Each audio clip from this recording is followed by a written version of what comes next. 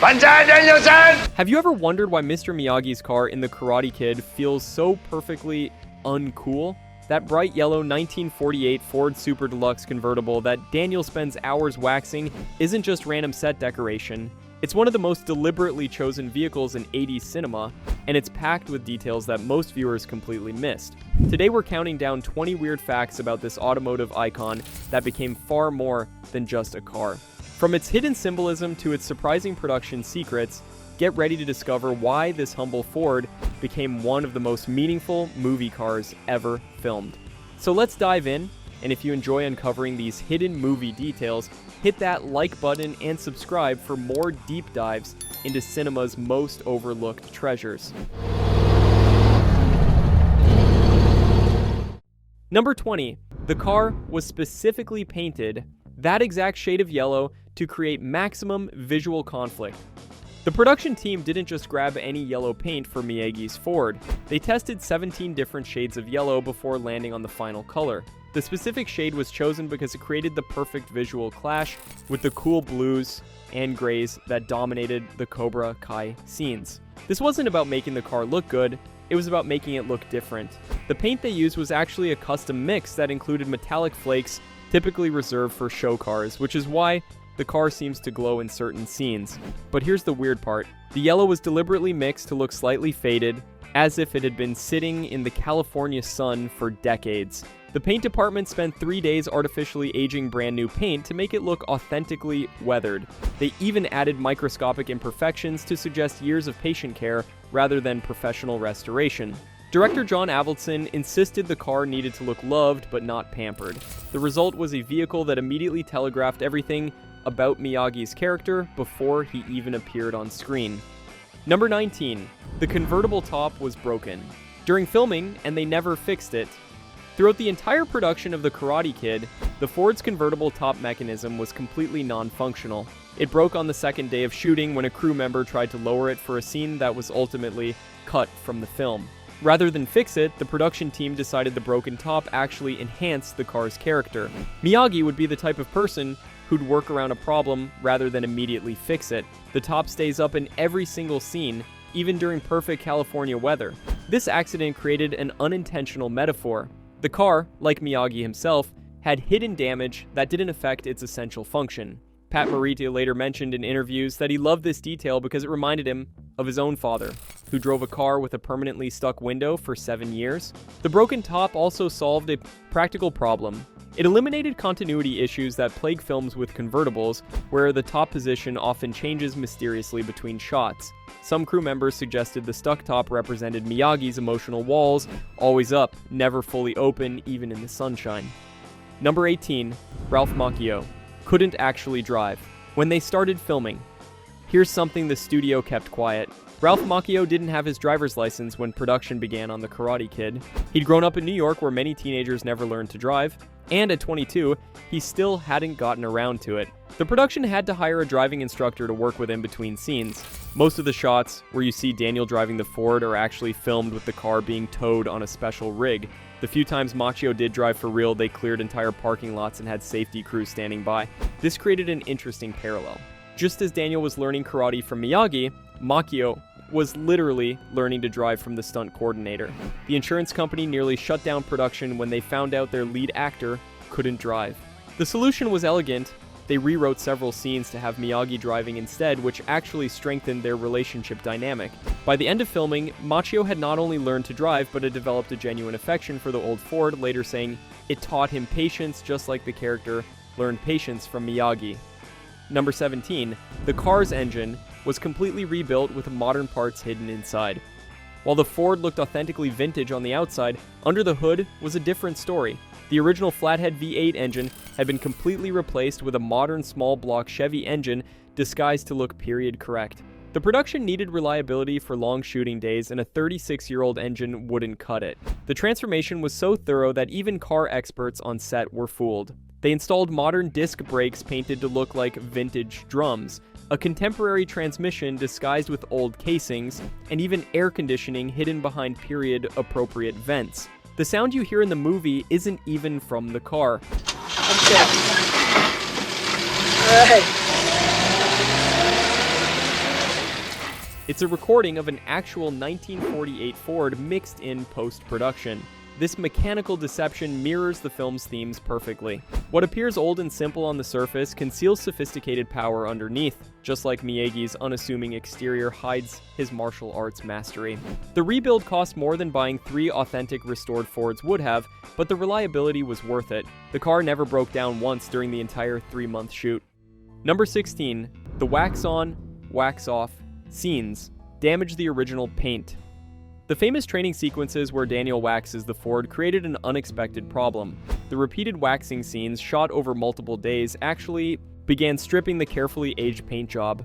By the time they finished filming those scenes, the car's hood had been waxed approximately 300 times. The paint department had to constantly touch up areas between takes, trying to maintain continuity while the paint literally wore away. They eventually switched to a special theatrical wax that looked real, but didn't contain the harsh chemicals of actual car wax. The irony wasn't lost on anyone. A scene about protecting and caring for something was literally destroying it. Some sections of the car had to be repainted 7 times during production. The hood alone went through 4 complete paint jobs. Ralph Macchio later joked that he probably removed more paint than he protected. The constant waxing created another issue. Macchio developed severe tendinitis in both wrists from the repetitive motion, requiring daily ice baths and massage therapy. The physical therapy techniques he learned to deal with the pain were remarkably similar to actual martial arts recovery methods. Number 15. The license plate contains a hidden message about Miyagi's past. The Ford's license plate wasn't random. It reads NMY 485, which seems meaningless until you know the code. NMY stands for Noriyuki Miyagi Yakuga, referencing Miyagi's full name revealed later in the series and his connection to Yakuga, the Okinawan village from the sequel. The numbers 485 weren't arbitrary either. 4 and 8 add up to 12, representing December, while 85 was the year the film was released, but that's not the deepest layer. In Japanese numerology, 485 carries specific meaning about overcoming hardship through patience. The prop department created 17 different plates before Avildsen approved this one. California DMV records were checked to ensure this combination was never actually issued, avoiding legal complications. The plate was artificially aged using coffee grounds and steel wool to match the car's weathered appearance. In several scenes, the plate is deliberately obscured or out of focus, making it nearly impossible to read without pausing. This was intentional. The filmmakers wanted the detail there for anyone who looked closely enough, rewarding careful viewers just as Miyagi rewards Daniel's patience. Number 14, Pat Morita couldn't drive stick shift and had to learn for the role. Despite playing a car-savvy handyman, Pat Morita had never driven a manual transmission before being cast as Mr. Miyagi. The 1948 Ford had a 3-speed manual, and several crucial scenes required Morita to drive it smoothly. He spent 2 weeks before filming taking intensive stick shift lessons in the actual car. The clutch was replaced 3 times during his training period. Morita was 52 years old and learning to drive stick for the first time. He later called it one of the most challenging aspects of the role, harder than the fake karate moves, the grinding. Gear sounds in the film aren't added sound effects. They're actual mistakes Morita made that the director decided to keep. It added authenticity to Miyagi's character, showing he wasn't perfect at everything. One scene required 14 takes just to get Morita to pull away smoothly from a stop sign. The crew started placing bets on which take would work. The frustration Morita felt learning the clutch actually helped his performance, adding a layer of genuine patience to his character's teaching philosophy. He said learning to drive that Ford taught him more about his character than any script analysis could have. Number 13, the car was actually 3 different vehicles, filmed as one. What appeared as a single yellow Ford was actually 3 separate cars used for different purposes throughout filming. The hero car was pristine and used for close-ups and dialogue scenes. The stunt car had reinforced bumpers and a roll cage hidden inside for action sequences. The third was the waxing car, already damaged from paint tests and used exclusively for the training scenes. Each car was slightly different if you know where to look. The hero car had original chrome bumpers. The stunt car had steel replacements painted to look like chrome. And the waxing car had visible rust spots carefully hidden with camera angles. Keeping continuity between 3 cars became a full-time job for one assistant. They had a detailed logbook tracking every scratch, dent, and paint chip. Sometimes, they'd have to recreate damage on one car to match another. The windshield crack that appears in later scenes had to be precisely replicated on all 3 cars using a special effects technique. Even the fuzzy dice hanging from the mirror were slightly different sizes on each vehicle, though this was never noticed until years later when fans analyzed HD remasters. Number 12. The fuzzy dice were added against the director's wishes. Those iconic fuzzy dice swaying from Miyagi's rearview mirror almost didn't make it into the film. Director John Avildsen thought they were too cliché and wanted them removed. Pat Morita fought to keep them, arguing they revealed something essential about Miyagi's character. The dice weren't just random. Morita chose yellow dice to match the car, but with black dots instead of the traditional white, subtly suggesting Miyagi's blend of American and Japanese influences. The dice were weighted specially so they'd swing consistently during driving scenes. Regular fuzzy dice were too light and moved too erratically on camera. These custom dice cost $200 to make, an absurd amount for such a small prop in 1984. Morita believed the dice showed Miyagi had a playful side beneath his serious exterior. They represented calculated risk appropriate for someone who'd survived internment camps in war. The dice appear in exactly 23 shots throughout the film, always slightly out of focus, except for one crucial moment when Daniel first sits in the driver's seat. Years later, those exact dice sold at auction for $8,000. Number 11. The car's appearance changes, subtly throughout the film to mirror Daniel's training. The Ford undergoes gradual visual changes that most viewers never consciously notice. As Daniel progresses in his training, the car gets progressively cleaner and more polished in each scene. This wasn't accidental. The art department had a detailed chart showing the car's cleanliness level for each day of shooting. In early scenes, there's visible dust on the dashboard, slight oxidation on the chrome, and water spots on the windows. By the tournament sequence, the car gleams impossibly bright, even though we never see anyone cleaning it after the wax training. The transformation parallels Daniel's own journey from rough to refined. The change is so gradual, it works subliminally. The car's antenna, bent at the beginning, slowly straightens throughout the film. The one headlight that starts slightly dimmer than the other gradually brightens to match. Even the exhaust smoke, thick and black in early scenes, becomes nearly invisible by the end. The prop team spent hours each day adjusting these tiny details. They called it automotive character development. This attention to detail extended to the interior, where seat tears visible in Act 1 are mysteriously repaired by Act 3, suggesting Miyagi's quiet, off-screen care. Number 10. The specific model year was chosen for its connection to Japanese-American history. The decision to make Miyagi's car a 1948 model wasn't random. That year held deep significance for Japanese Americans. It was the year President Truman signed the Japanese-American Evacuation Claims Act, the first official acknowledgement of injustices during internment. For Miyagi's character, a war veteran who lost his wife and child in an internment camp, driving a '48 Ford was a complex statement. The car represented both American dreams and American betrayal. The Ford Motor Company had actually manufactured military vehicles during the war, adding another layer of meaning. Miyagi choosing to restore and cherish this particular American car suggested forgiveness without forgetting. The production's historical consultant pointed out that many Japanese Americans bought their first cars in 1948, finally able to rebuild their lives after years of discrimination. The Ford Super DeLuxe was popular among returning veterans due to its reliability and modest price. Several details in Miyagi's backstory align with this choice, though they're never explicitly stated. The car becomes a rolling metaphor for Miyagi's relationship with America itself. Beautiful but complicated, cherished despite its flaws. Number 9. The yellow paint had to be constantly touched up due to California's smog. 1980s Los Angeles, smog was brutal on paint, and the Ford's yellow finish suffered throughout the production.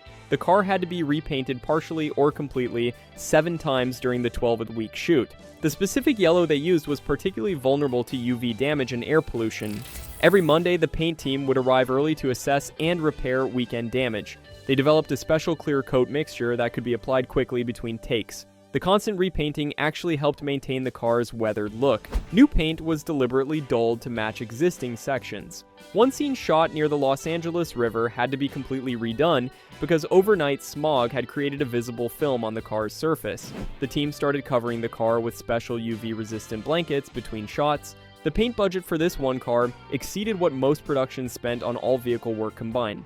Ironically, the constant maintenance meant the car looked better at the end of filming than at the beginning. They had to artificially re-weather it for pickup shots. The environmental damage paralleled the film's themes of persistence and maintenance in the face of adversity. Number 8. Ralph Macchio actually injured his shoulder during the waxing scenes. The repetitive waxing motion that taught Daniel San his defensive moves literally injured Ralph Macchio. After 3 days of filming the wax-on, wax-off sequences, Macchio developed severe shoulder impingement that required medical intervention. The injury wasn't immediately apparent. Macchio pushed through the pain, thinking it was normal muscle soreness. By day 4, he couldn't lift his right arm above chest height. Production shut down for 2 days while he received cortisone injections and physical therapy. The injury changed how they filmed the remaining waxing scenes. Most are shot from angles that hide Macchio's limited range of motion. When you see wide shots of vigorous waxing, it's usually his stunt double. The physical therapist hired to treat Macchio was a former martial artist who pointed out the waxing motion was actually incorrect for real blocks. Wax on, right hand. Wax off, left hand. Wax on, wax off. They were too circular, creating unnecessary shoulder strain, but changing them would have meant reshooting everything. Macchio wore hidden ice packs under his shirt for the remainder of filming. The injury persisted for months after production wrapped. He later said the pain helped him understand the physical sacrifice required for martial arts training. Number 7. The car's radio only played big band music from the Forties. The Ford's radio was modified to only receive a special short-range transmission that played continuous 1940s big band music. This was Pat Morita's idea. He felt Miyagi would never have updated the radio, keeping it as a connection to happier pre-war memories. The radio appears to work in several scenes, though we barely hear it. The music was carefully chosen. Each song played had been popular during the years before Pearl Harbor, when Miyagi's life was presumably simpler. The radio's illuminated dial was actually broken, but left that way because it looked more authentic. In one deleted scene, Daniel tries to change the station but finds it permanently stuck, a metaphor for Miyagi's inability to fully move past his history. The speaker produced a specific tinny sound that modern speakers couldn't replicate. They found an original 1948 speaker at a swap meet in Pomona. The music supervisor spent weeks clearing rights for songs that would only be barely audible in the final film. This attention to inaudible detail exemplified the production's commitment to authenticity. Even elements the audience wouldn't consciously notice were carefully considered. Number 6. The steering wheel was deliberately worn down on the left side. If you look closely at the Ford steering wheel, the left side shows significantly more wear than the right. This wasn't natural aging. The prop department spent hours carefully sanding and treating that specific area to suggest decades of one-handed driving. Pat Morita had developed Miyagi's driving style during rehearsals, always keeping his left hand at 9 o'clock while his right remained free. The worn spot told a story, years of the same grip, the same position, the same patient routine. They used progressively finer sandpaper to create authentic-looking wear patterns, then applied oils from actual human hands to darken the worn area. The process took 3 days to perfect. The steering wheel became one of many tiny details that sold Miyagi's long ownership of the car. It suggested someone who didn't just own things, but truly lived with them. The wear pattern was so specific that when they needed to use the backup car, they had to create an identical worn spot. A continuity photographer took 43 pictures of the original wear pattern to ensure perfect matching. Number 5. The car's trunk contained props that were never shown on camera. The Ford's trunk was fully dressed with character-appropriate props that never appeared in the film. The prop master filled it with Miyagi's imagined life story. Inside were veterans' papers, old photographs, traditional Okinawan fishing equipment, and carpentry tools wrapped in oilcloth. Each item was carefully aged and had a backstory. The fishing gear supposedly belonged to Miyagi's father. The tools were dated from the 1950s, suggesting Miyagi's early years in America. A Medal of Honor box was placed in the corner, never opened, implying untold war stories. The trunk was only opened once during filming for a scene that was cut, but the props remained throughout production. Pat Morita would sometimes look through the trunk between takes to stay in character. He said those unseen objects helped him understand Miyagi's unspoken history. One prop, a child's toy truck, was meant to represent the child Miyagi lost. Morita insisted it stay, even though no one would ever see it. The trunk, essentially, became a three-dimensional backstory that existed purely for the actor's benefit. Number 4. The car's hood, Ornament, was replaced 17 times. The Ford's distinctive hood ornament, a chrome Art Deco airplane, proved surprisingly fragile during filming. The original Ornament broke on day 2 when a grip accidentally leaned on it. Finding authentic 1948 Ford hood ornaments in Los Angeles became an ongoing production challenge. They eventually located a collector in San Diego who had dozens of them. Each replacement had to be artificially aged to match the car's patina. The Ornament broke for various reasons, including camera equipment impacts, overnight vandalism attempts, and simple metal fatigue from age. One broke spontaneously during a take, creating an unplanned moment where Pat Morita calmly picked it up and pocketed it without breaking character. The scene was kept in early cuts but ultimately removed. The Ornament became a running joke among the crew. They started a betting pool on how long each replacement would last. The record was 11 days. By the end of production, they'd spent more on hood ornaments than on some actors' salaries. The final ornament, installed for the last shot, was actually made of reinforced aluminum painted to look like chrome. Number 3, the car appears in exactly 47 shots but is mentioned 0 times. Despite its visual prominence, Miyagi's Ford is never once verbally referenced in the film's dialogue. No character ever mentions the car directly, not its color, age, make, or model. This was intentional. The screenwriter felt explaining the car would diminish its symbolic power. The car appears in precisely 47 shots, from brief background glimpses to extended waxing sequences. Someone on the editing team kept a detailed count. It's visible for a total of 12 minutes and 38 seconds of screen time, making it one of the most featured non-character elements in the film. The absence of dialogue about the car makes it feel like a natural extension of Miyagi rather than a possession worth discussing. It simply exists, like breathing. When Daniel first sees it, his lack of comment suggests he immediately understands its role in Miyagi's life. Test audiences never questioned why nobody talks about this bright yellow classic car. The silence around it felt natural. The car communicated everything through its presence alone, proving that in cinema, showing truly is more powerful than telling. Number 2, the final shot of the car was filmed 6 months after production wrapped. The last image of the Ford in the film was actually shot half a year after principal photography ended. Test screenings revealed audiences wanted one more glimpse of the car to bookend its significance. They had to reassemble part of the crew and locate the hero car, which had been sold to a private collector. The new owner agreed to loan it back for 1 day of shooting. The car had been professionally restored in those 6 months, so they had to carefully re-weather it to match earlier footage. They spent 8 hours making a pristine restoration look neglected again. The shot, lasting only 3 seconds, cost $40,000 to produce. It shows the Ford parked peacefully outside Miyagi's house, suggesting life continuing beyond the story's end. The light hitting the yellow paint was natural magic hour lighting that took 4 attempts to capture perfectly. This expensive addition proved worthwhile. Test audiences rated their satisfaction 12% higher with this final automotive moment included. The shot validates the car's importance without overstating it. Like Miyagi himself, the Ford simply continues existing, patient and enduring. Number 1, the actual car was destroyed. 3 years after filming, the fate of the main hero car is genuinely tragic. After filming, it was sold to a collector who promised to preserve it. 3 years later, in 1987, the Whittier earthquake caused the garage storing it to collapse. The Ford was crushed beyond repair. The car that taught audiences about patience and persistence couldn't survive California's impatience. The twisted irony wasn't lost on Pat Morita, who tried unsuccessfully to buy the wreckage. The stunt car survived and toured car shows for years, though few knew it wasn't the real movie car. The third waxing car disappeared entirely, its fate unknown. The destruction happened just as The Karate Kid Part 2 was achieving massive success. Columbia Pictures had actually been negotiating to buy back the original for a studio tour display. The insurance payout was minimal. The car was valued as a 1948 Ford, not a movie icon. No one had thought to insure it for its cultural value. Today, only photographs prove the hero car existed. Every supposed Karate Kid Ford at car shows is either a replica or one of the backup vehicles. The original, like Mr. Miyagi actor Pat Morita himself, exists now only in captured moments on film. And there you have it, 20 facts about that unforgettable yellow Ford that proves sometimes the most important movie. Cars aren't the fastest or the flashiest, they're the ones that teach us something. Which of these facts surprised you the most? And what other seemingly ordinary movie cars deserve this kind of deep dive? Let us know in the comments below.